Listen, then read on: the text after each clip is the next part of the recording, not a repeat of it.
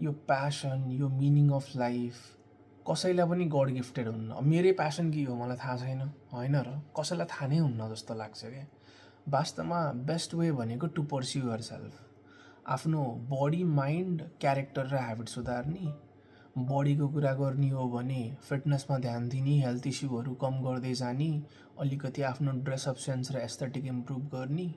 Mind हो भने आफ्नो ब्याड ह्याबिट्सहरू कम गर्ने, मेडिटेसन अलिकति माइन्डलाई काम राख्ने र पोजिटिभ एटिट्युड राख्ने। ह्याबिट हो भने एउटा रुटिन बनाउने, अनि आफूलाई जस्तो कम्फर्टेबल फिल हुन्छ त्यस्तै खाले एउटा ह्याबिट स्केड्युलमा जिन्दगी अगाडि बढाउने। क्यारेक्टर भनेको अझै अलिकति पोजिटिभ, अलिकति चार्मिङ, अलिकति कन्फिडेन्ट माइन्डसेटले अगाडि बढ्ने हो। आफूले इनपुट दिने हो, त्यो अनुसार बाटो बन्दै बन्दै बन्दै बन्दै आउटपुट के आउँछ त्यसमा डिपेन्डेन्ट हो है। त्यसरी त्यो के अरे प्यासन, मिनिङ अफ लाइफ भन्ने कुरा चाहिँ आई डोन्ट थिङ्क सो कसैको पनि हुन्छ।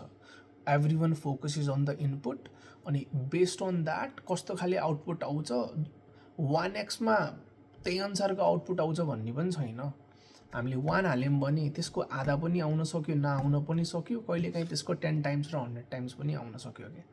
त्यही भएर all we can do is just give our best.